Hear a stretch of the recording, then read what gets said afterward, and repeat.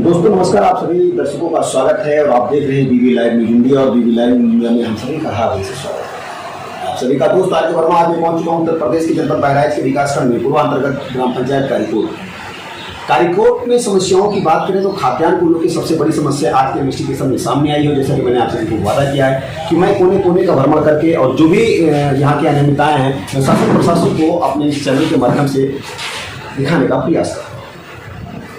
अब हम बात करते हैं कारीकोट ग्राम पंचायत में सरकारी खाद्यान्न की दुकानों को लेकर के। तो यहाँ पे काफ़ी बड़ा ग्राम पंचायत है, देखो मिला है कि 23 गाँव का एक ग्राम पंचायत है और काफ़ी बड़ा ग्राम पंचायत है, जिसमें 2 सरकारी दुकानें आवंटन की गई हैं, इसलिए कि लाभार्थियों को आसानी से खाद्यान्न प्राप्त कराया जा सके। तो अब हम बात करेंगे यहाँ पे 2 खाद्यान्न के दुकानदार हैं कौन। एक तो राम प्रताप सिंह हैं और दूसरे श्याम जी। ये 2 सरकारी अलग अलग खाद्यान्न की दुकानें हैं जिनके ये प्रोपराइटर हैं, इन्होंने सभी को खाद्यान्न प्रोवाइड कराना है। अब यहाँ पे सबसे बड़ी बात ये आती है कि कुछ ऐसे अराजक तत्व हैं जिनका कुछ राजनीतिक पहलुओं से बहुत ही अच्छा तालमेल है। और अच्छा तालमेल होना किसी के साथ बुरी बात नहीं है, लेकिन जब उसका गलत दुर्व्यवहार शुरू हो जाए तो वो बड़ी ही अशोभनीय बात है। अब वो राजनीतिक पहलुओं से जो तालमेल है, उस तालमेल को मद्देनजर रखते हुए उसका खामियाजा यहाँ के लाभार्थियों को भुगतना पड़ता है। और कैसे भुगतना पड़ता है, आज हम यहाँ के ग्राम पंचायत के जो वर्तमान प्रधान हमारे बीच उपस्थित हैं, हम उनके बीच हैं, हम उनसे बात करने का प्रयास करें। अब बात करते हैं राम प्रताप कोटेदार की। तो जैसे कि राम प्रताप कोटेदार के द्वारा जो क्षेत्र में अभी मैंने भ्रमण किया, जो लोगों से मैंने जानकारी हासिल की, उसमें ये सामने दर्शाया गया है कि इनके द्वारा कभी भी सरकारी खाद्यान्न नियमतापूर्वक नहीं दिया जाता है, कभी कभी अंगूठा लगवाने के बाद भी नहीं दिया जाता है। और सबसे विडंबना जानते हो कहाँ से उत्पन्न होती है, जब यहाँ के वर्तमान प्रधान ही उच्च अधिकारियों से शिकायत करें कि हमारे जनता को इस प्रकार से पीड़ित किया जा रहा है, उस पर आप प्रकाश डालें, तो उसे नज़रअंदाज कर देते हैं। क्यों? क्योंकि ऊपर से पॉलिटिक्स का बहुत ही बड़ा दबाव है। मैं नाम नहीं लेना चाहता उनका, और जरूरत पड़े तो आगे नाम भी ओपन करूंगा। लेकिन सप्लाई इंस्पेक्टर महोदय को कई बार लिखित दिया जा चुका है, मौखिक बताया जा चुका है, लेकिन हमें को लग रहा है कि चंद्र लोगों की या तो चमक ने उन्हें अंधा कर रखा है, और या फिर पॉलिटिक्स का इतना दबाव है कि वो गर्दन सीधी नहीं कर पाते। ये मेहीपुरवा सप्लाई इंस्पेक्टर की देन है।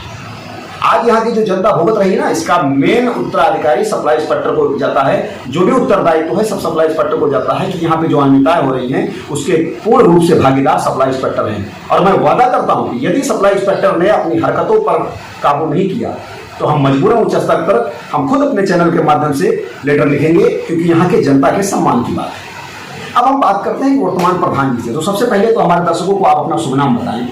केशवराम चौहान प्रधानपति हैं जी। आप प्रधान प्रतिनिधि हैं, आपसे मिलकर बड़ी खुशी हुई और आपने अपना बहुमूल्य समय हमें दिया, इसके लिए हम आपके आभारी हैं। अब मैं आपसे जानना चाहूँगा कि यहाँ पे जो जनता से भी जो जानकारी हासिल की गई है, जो उनको सरकारी खाद्यान्न लेने में काफ़ी कठिनाइयों का सामना करना पड़ता है, तो उस संबंध में आप क्या कहना चाहेंगे? अरे साहब, राम प्रताप जो कोटेदार है इतना जबरदस्त है, क्योंकि पहले महसूस बता रहा हूँ जैसा वो है इलेक्शन में बनी चाहिए। इसके पिता पोस्टमैन थे, जेल गए, सस्पेंड किए, इसको चार्ज मिला, ये भी सस्पेंड किया गया, 302 में जेल गया, फिर इसको लाइसेंस आएंगे। लोग भय में इसके रहते हैं कि 302 की है राम प्रताप से, कहीं गलत हो गया तो हमारा भी हाथ तक तोड़ा देगा, वो कहता भी है भूटा से। तो ये समस्याएं हैं। सरकार ने जो फ्री किया, कतने में आपको बताए देंगे कि अंत्योदय जो सरकार के द्वारा कर्मचारियों द्वारा जो बनाए गए वो कितने रिकॉर्ड हैं, जो जिनका चाहा उसे कटवा के जिसका चाहा उसको बनवा लिए। इसमें राशन कार्ड नहीं बन रहे हैं, लेकिन राम प्रताप कोटेदार जिसका चाहता है आज भी कटवाता और बनवा देता है इंस्पेक्टर जी के सहयोग से। ये सब काम हो रहा है। मैं कई बार 2 बार हमने गला बंटवाने प्रयास किया। अरे ठीक है भैया, ये गरीब लोग हैं, किलो 2 किलो मान लो कम दे दो, लेकिन दो। घर घर जाता है, अंगूठा लगवा लेते हैं। अच्छा तुम कल आना ले जाना, जब कल आता है परसों आना, उसके बाद खत्म हो गया गल्ला, फिर आएंगे। तो इस तरीके से मैंने शिकायत किया कई लोगों को, एसडीएम पास भी गया, विधायक जी के पास गया, मैंने डैम को भी दिया, सब कहीं दिया। और कोटेदार का हुआ 5 साल तक क्यों तो कुछ नहीं होगा, उसके बाद फिर देखा जाएगा समय। तो इस तरीके से कोटेदार कहता है और लोगों को हक लोगों को नहीं मिलता है। मैंने 317 लोगों का नाम कारण नंबर लिख करके सभी को दिया है और वो पहुंचे हैं इस तरीके से। लेकिन अब क्या हुआ, जब वो गए कुछ लोग 2 महीना तो कुछ भवा नहीं, 2 महीना दीस नहीं, तीसरा महीना अगर कोई चलोगा नहीं चलो दे दे तो धोखे फिर गए उठा लगाए नहीं।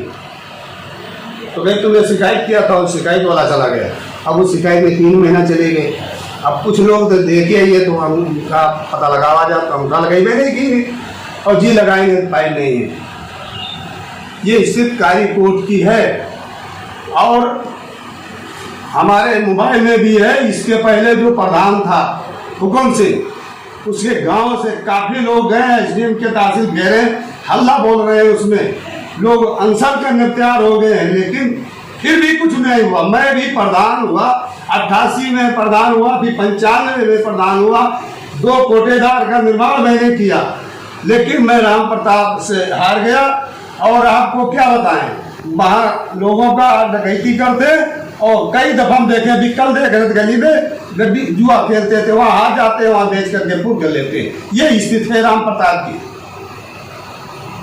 बड़ी विडम्बना की बात है जो प्रधान जी से सुनने को मिला। शायद हमारे दर्शक भी सुन करके उंगलियां दांतों के नीचे दबा रहे होंगे कि जब कोटेदार ही जुआड़ी हो जाए तब तो जनता का कल्याण हो गया। और मैं सलाम करता हूं उन विभागीय अधिकारियों को जिन्होंने सत्ता के आगे नतमस्तक हो गए। अगर आप लोगों को जनता की हाय लगी तो ये सत्ता नहीं बचा पाएगी। नौकरी तो सत्ता के पक्ष में आप बचा सकते हैं, लेकिन अपनी जिंदगी और अपने बच्चों की भविष्य को कैसे बचाएंगे? मैं आपसे पूछता हूं, सब इंस्पेक्टर महोदय जवाब दीजिए, जिलाधिकारी महोदय आप भी जवाब दीजिए। जब ग्राम प्रधान ही उच्च स्तर तक बात लेकर पहुंचे और शासन प्रशासन उनकी बात को नजरअंदाज करे, बताइए जनता कहां जाएगी? यहां से बहराइच की दूरी कितनी है आप अच्छी तरीके से अपने मैप में जान सकते हैं। अब आप बताइए कैसे जिलाधिकारी महोदय आप पर कोई भरोसा करेगा? लॉ एंड ऑर्डर पर कैसे कोई भरोसा रखे और कैसे काबू पाने का प्रयास करे? ऐसी स्थिति में लोग आपा से बाहर हो जाएंगे और एक दिन बहुत बड़ी घटना को अंजाम देंगे, फिर आप कागज पूर्ति के अलावा कुछ नहीं कर पाएंगे। इसलिए आपसे निवेदन है कि आप इस मौके को संज्ञान में लें, मौके का इन्वेस्टिगेशन करें और यहाँ की जनता को राम प्रताप के आतंक से मुक्त कराएं। क्योंकि जब ग्राम प्रधान जो 3 बार प्रधानी कर चुके हों, जब उन्होंने अपना घुटना टेक दिया तो आम जनमानस की बात क्या है? और रही बात यहाँ तो गोली खाओगे या गोली 2 प्रकरण में बातें चल रही हैं। आदमी अगर अंगूठा नहीं लगाता है तो गोली खाएगा, क्योंकि अगला 302 का मुलजिम है। आपराधिक किस्म का आपराधिक जो प्रवृत्ति के लोग होते हैं उनको तो पहली बात ऐसे लाइसेंस देने ही नहीं चाहिए, लेकिन घर में किसी अन्य के नाम से लाइसेंस बना करके आपने कागज की पूर्ति कर दी और उधर गोली के दहशत में जनता बोलने को तैयार नहीं है। यह अपने आप में बहुत बड़ा निंदनीय है। मैं सभी शासन प्रशासन से निवेदन करता हूं कि जनता को इस मुसीबत से निजात दिलाइए, अन्यथा सत्ता के अहंकार में आप अपनी वर्दी तो बचा लेंगे, नौकरी बचा लेंगे, लेकिन आपके बच्चों के ऊपर जो गुजरेगा आप बचा नहीं पाएंगे। ये जनता की बात है, एक भूखे मरने वाले बच्चों की बात है। अगर आह लग गई गरीब की तो आप सुखी नहीं रहेंगे।